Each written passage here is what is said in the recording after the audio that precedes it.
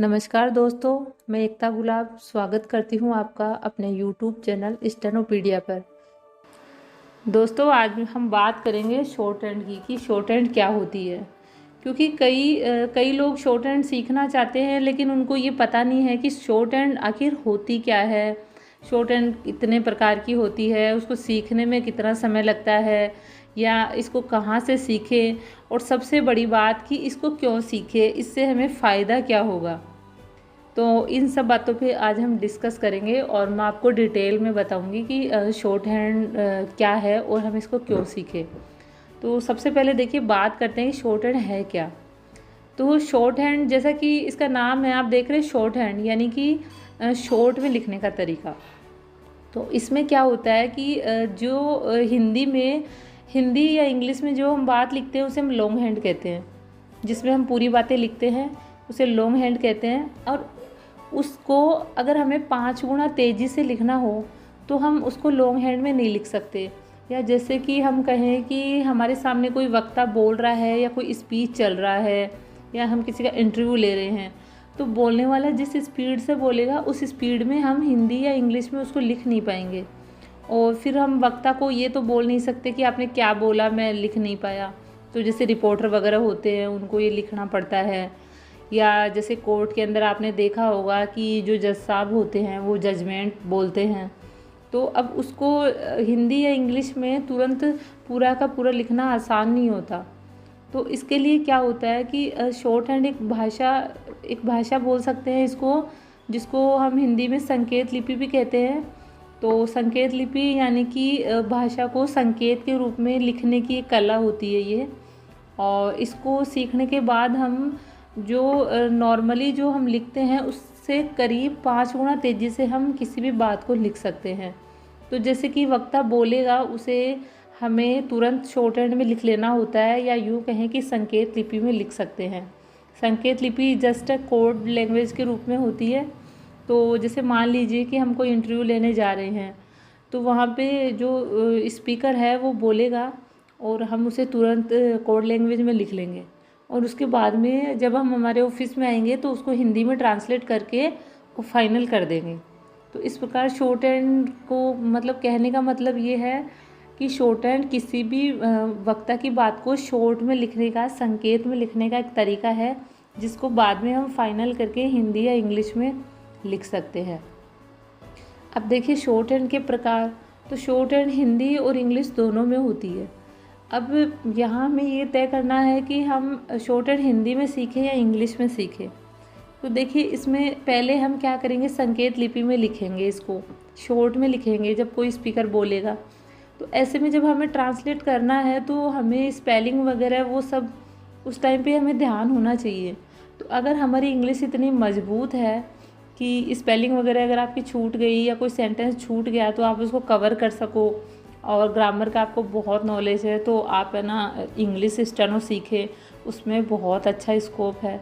लेकिन अगर आपको लगता है कि नहीं, आपकी इंग्लिश में थोड़ी कमी है, आप सेंटेंसेस बना नहीं सकते, तो ऐसे में आप हिंदी शॉर्ट हैंड सीख सकते हैं। क्योंकि हिंदी हमारी मातृभाषा है और बचपन से हम हिंदी को ही सीखते हैं, पढ़ते हैं, बोलते हैं। तो ऐसे में क्या होगा कि अगर मान लीजिए स्पीकर है वो 100 शब्द प्रति मिनट या 120 शब्द प्रति मिनट की स्पीड से बोल रहा है, और अगर कोई सेंटेंस हमारा अधूरा रह गया तो हम उसको हिंदी में ट्रांसलेट करते टाइम थोड़ा आइडिया लगा सकते हैं कि यहाँ पर ये सेंटेंस हो सकता है। तो अगर आपकी हिंदी अच्छी है तो आप हिंदी में शॉर्ट हैंड सीखें, और अगर इंग्लिश अच्छी है तो इंग्लिश में सीखें। और कई डिपार्टमेंट ऐसे भी होते हैं जहाँ हिंदी और इंग्लिश दोनों शॉर्ट हैंड मांगते हैं। तो अगर आपको लगता है कि आपकी हिंदी और इंग्लिश दोनों मजबूत हैं तो आप दोनों भी सीख सकते हैं। अब आप सोचेंगे कि ये कहाँ से सीखें। तो देखिए, इसको सीखने के लिए आप ऑफलाइन भी सीख सकते हैं और ऑनलाइन भी सीख सकते हैं। कई स्कूल वगैरह ऐसी होती है जहाँ पे क्लास 11th और 12th के साथ में ये कोर्स के रूप में भी रखते हैं। लेकिन ऐसे बहुत ही कम स्कूल हैं जिनमें कोर्स के रूप में शॉर्ट हैंड रखते हैं, क्योंकि शॉर्ट हैंड बहुत कम लोग जानते हैं और बहुत कम लोग सीखते हैं। तो अभी जैसे हमें ऑफलाइन सीखना है, तो अगर हमारे आसपास में कोई ऐसा इंस्टीट्यूट है, कई इंस्टीट्यूट होते हैं, कोचिंग सेंटर होते हैं ऐसे जो शॉर्ट हैंड सिखाते हैं, तो आप वहाँ संपर्क कर सकते हैं। और शॉर्ट हैंड सीख सकते हैं। और अगर आपके पास ऐसी कोई फैसिलिटी नहीं, टाइम कितना लगता है, तो टाइम देखिए ऐसा नहीं है कि 1 महीने या 2 महीने में हम सीख जाएं। शॉर्ट हैंड को सीखने के लिए अगर आप रेगुलर मेहनत करेंगे तब भी बेसिक बुक क्लियर करने में आपको करीब 7-8 या 6-7 महीने लग ही जाएंगे। अब बेसिक बुक सीखने से यहाँ कुछ नहीं होने वाला, क्योंकि मैंने आपको पहले बताया था कि कोई भी बात 100 शब्द प्रति मिनट 120 शब्द प्रति मिनट लिखने के लिए हम शॉर्ट हैंड सीखते हैं। तो बेसिक बुक अगर हम 6-7 महीने में सीख भी गए तो वो हमारे लिए यूजफुल नहीं होगी। उसके बाद में हमें और प्रैक्टिस करते रहना है शब्दों की। मतलब दुनिया में जितने शब्द हैं लगभग हमारे जनरली यूज़ में आते हैं, उनकी आउटलाइंस हमें बनानी होती है, यानी कि उनको संकेत लिपि में बनाना सीखना होता है। तो जैसे जैसे ये सब हम करते जाते हैं हमारी स्पीड बढ़ती जाती है। तो इस प्रकार से करीब 11-12 महीने तो हमें लगते ही हैं कि जिसमें हमारी 90 से 100 स्पीड हो सके।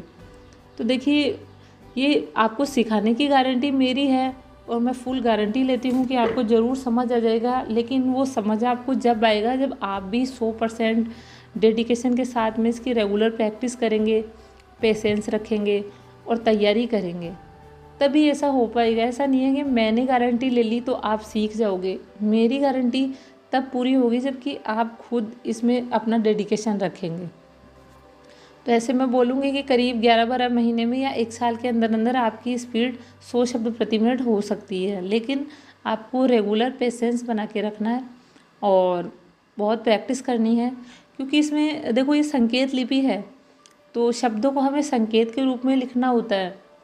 अब उन संकेतों को हम वापस पढ़ने के लिए, उसको ट्रांसलेट करने के लिए उन संकेतों को हमारा समझना ज़रूरी है कि संकेत को हम क्या पढ़ते हैं। तो उसके लिए जितनी हम प्रैक्टिस करेंगे उतने हम परफेक्ट होंगे और उतनी ही स्पीड हमारी बढ़ेगी।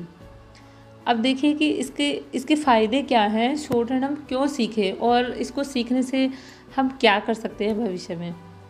तो शॉर्ट हैंड सीखने के बाद में आप गवर्नमेंट जॉब ले सकते हो, प्राइवेट जॉब ले सकते हो, और लगभग जितने भी गवर्नमेंट डिपार्टमेंट हैं उनमें सब में स्टेनो की वैकेंसी आती है।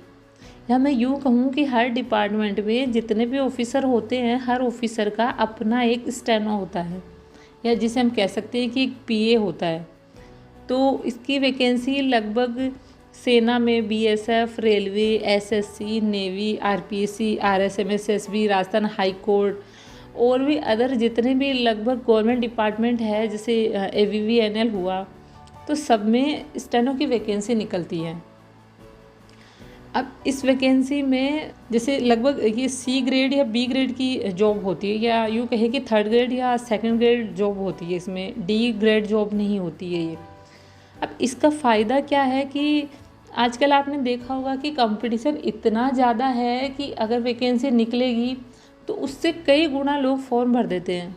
जैसे कि किसी डिपार्टमेंट में मान लीजिए एक पटवारी की वैकेंसी आ रही है, वैकेंसी है 1000, फॉर्म भरने 15 लाख लोग। अब इसमें क्या होता है कि वैकेंसी निकलेगी, अब अगर ज़्यादा लोगों ने फॉर्म भर भी दिया लेकिन उनको स्टेनो नहीं आती तो वो हमारे कंपटीटर कभी नहीं हो सकते। अब कुछ डिपार्टमेंट ऐसे होते हैं जिनमें पहले रिटन एग्ज़ाम होता है, तो रिटन एग्ज़ाम में इसका जो जीके होता है, रिटन होता है, बहुत ईजी होता है। तो कुछ स्टूडेंट ऐसे होते हैं जो मेरिट में आ जाते हैं और हमें लगता है कि हम पिछड़ गए और हमारा सिलेक्शन नहीं हो पाएगा, लेकिन ऐसा नहीं है। अगर मेरिट में आने वाले बच्चे को भी अगर स्टेनो नहीं आती तो उसके बाद में जो टेस्ट होगा स्टेनो का, उसमें वो रह जाएगा। तो इस तरह हम देखते हैं कि इसमें कंपटीशन कम है, और जो डिपार्टमेंट है और जो वैकेंसियाँ निकलती है हमारे सामने, उससे अगर हम कंपैरिजन करें तो इसमें कंपटीशन बहुत कम है। क्योंकि अगर वैकेंसी कोई अप्लाई कर भी देगा तो वो तब तक हमें डिफीट नहीं कर पाएगा जब तक कि उसको स्टेनो नहीं आती प्लस टाइप नहीं आती। तो इस प्रकार से इसको सीखने का फ़ायदा ये है कि एक तो हर डिपार्टमेंट में इसकी वैकेंसी निकलती है, और आप देखेंगे कि कई डिपार्टमेंट में तो इसकी वैकेंसियाँ भर भी नहीं पाती, खाली रह जाती है, क्योंकि ये शॉर्ट हैंड बहुत कम लोग जानते हैं, बहुत कम लोग सीखते हैं। और ज़्यादातर जिनको लगता है कि मेरा जीके अच्छा है, मैं पास हो जाऊंगा, लेकिन वो बाद में स्टेनो में जाके मात खा जाते हैं। तो कंपटीशन इसमें कम है। तो इसके अलावा प्राइवेट सेक्टर में देखिए, जैसे कंपनी होती है आजकल, तो वो भी स्टेनो रखती है। एडवोकेट्स होते हैं, कई बड़े जो सीनियर एडवोकेट होते हैं जिनके पास बहुत सारा काम होता है, तो वो भी स्टेनो रखते हैं। और जो न्यूज़ चैनल वगैरह होते हैं ये भी अपना स्टेनो रखते हैं, ताकि रिपोर्ट वगैरह लेने में ये जाते हैं और इंटरव्यू लेते हैं बड़े जो सेलिब्रिटी होती है उनकी, तो वहाँ पर भी स्टेनो की वैकेंसी होती है। तो इस प्रकार गवर्नमेंट और प्राइवेट दोनों सेक्टर में स्टेनो के लिए स्कोप है अच्छा, और अच्छा पैकेज मिलता है, अच्छी सैलरी मिलती है इसमें।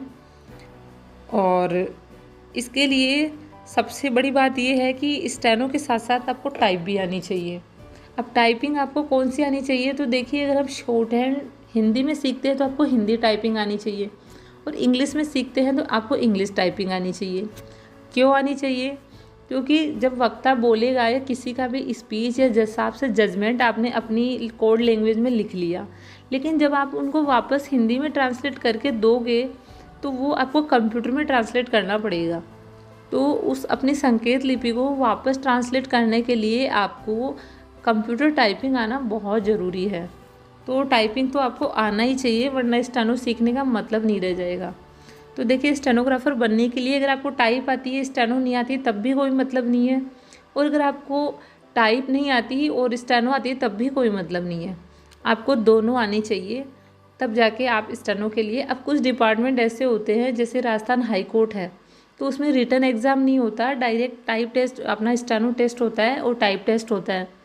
और कुछ डिपार्टमेंट ऐसे होते हैं जैसे एसएससी वगैरह है, बीएसएफ रेलवे वगैरह है, इनमें पहले रिटन टेस्ट होता है, लेकिन वो रिटन टेस्ट काफ़ी इजी होता है, तो ऐसा कुछ नहीं है। और कुछ लोग होते हैं जिनका जीके बहुत अच्छा भी हुआ, लेकिन अगर उनको स्टेनो नहीं आती तो उनका मेरिट में आने से भी कोई फ़ायदा नहीं होता।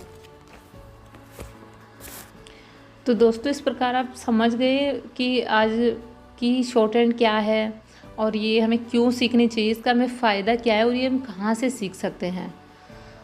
तो आप भी आज से ही तैयारी करना शुरू कर दीजिए, क्योंकि इसकी काफ़ी वैकेंसी निकलती है और इसमें काफ़ी अच्छा स्कोप है। और ये वैकेंसी, इसमें जॉब ज्वाइन करने के बाद में आपको अच्छी और रेपुटेड जॉब मिलती है। और सबसे अच्छी बात है कि इसमें हमेशा ऑफिशियल जॉब आपको मिलेगी। जैसे अगर आप आर्मी में भी स्टेनो हैं तो आपको ऑफिस का जॉब मिलेगा वहाँ पर भी। तो ये रेपुटेड जॉब है, अच्छी जॉब है। और मैं ये कहूँगी कि आज से ही आप शॉर्ट हैंड सीखना शुरू कर दीजिए। और अगर आप हिंदी में सीखना चाहते हैं तो प्लीज़ आप हमारा चैनल यूट्यूब चैनल जो है स्टेनोपीडिया, उसको सब्सक्राइब कर लीजिए। उसमें मैं आपको खुद शॉर्ट हैंड सिखाती हूँ, हिंदी में ऋषि प्रणाली सिखाती हूँ मैं। तो बेस्ट ऑफ लक आपको फ्यूचर के लिए, और आप प्रैक्टिस करेंगे तो जल्दी एक अच्छे स्टेनोग्राफर बन जाएंगे। और कम से कम 1 से लेकर 2 साल के बीच में जैसे ही वैकेंसी आती है आपको एक अच्छी गवर्नमेंट या प्राइवेट जॉब मिल जाएगी।